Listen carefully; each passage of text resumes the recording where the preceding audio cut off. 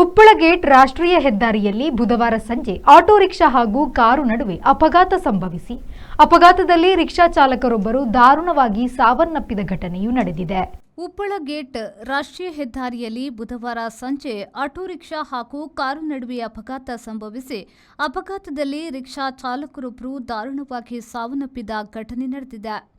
ಕಾನ್ಯಂಗಾಡ್ ನಿವಾಸಿ ಮೋಹನ್ ಸಾವನ್ನಪ್ಪಿದ ದುರ್ದೈವ.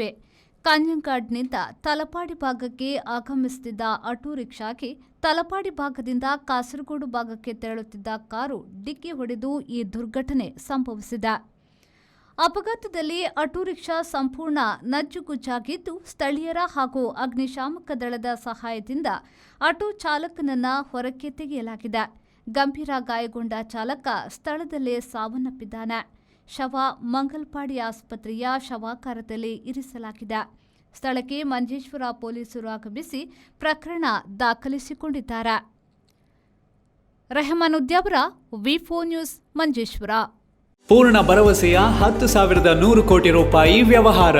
ಸಹಕಾರ ರತ್ನ ಡಾಕ್ಟರ್ ಎಂಎನ್ ರಾಜೇಂದ್ರ ಕುಮಾರ್ ಅವರ ಅಧ್ಯಕ್ಷತೆಯಲ್ಲಿ ಅಭಿವೃದ್ಧಿಯ ಪಥದತ್ತ ಸಾಗುತ್ತಿದೆ ಎಸ್ಸಿಡಿಸಿಸಿ ಬ್ಯಾಂಕ್. 19 ಬಾರಿ ರಾಜ್ಯ ಅಪೆಕ್ಸ್ ಬ್ಯಾಂಕ್ ಪ್ರಶಸ್ತಿ, 18 ಬಾರಿ ನಬಾರ್ಡ್ ಪ್ರಶಸ್ತಿ ಪಡೆದ ರಾಜ್ಯದ ಬ್ಯಾಂಕ್. ಎಸ್ಸಿಡಿಸಿಸಿ ಬ್ಯಾಂಕ್ ಜನೋಪಯೋಗಿ ಸಾಲ ಯೋಜನೆಗಳು, ಕೃಷಿ, ಹೈನುಗಾರಿಕೆ, ವ್ಯಾಪಾರ ಉದ್ದೇಶಗಳಿಗೆ ಸಾಲ, ಸ್ವಸಹಾಯ ಗುಂಪುಗಳಿಗೆ ವೇತನಾಧಾರಿತ ಸಾಲ, ಕೈಗಾರಿಕೆ ಮತ್ತು ಸೇವಾ ಘಟಕ ವಾಸ್ತವ್ಯದ ಮನೆ ಸಾಲ ಸೌಲಭ್ಯ, ಚಿನ್ನಾಭರಣ, ಈಡಿನ ಸಾಲ, ವಾಹನ ಸಾಲ, ಶಿಕ್ಷಣ ಸಾಲ, ಆಕರ್ಷಕ ಬಡ್ಡಿ ದರದಲ್ಲಿ ತಕ್ಷಣ ಸಾಲ ಮಂಜೂರು.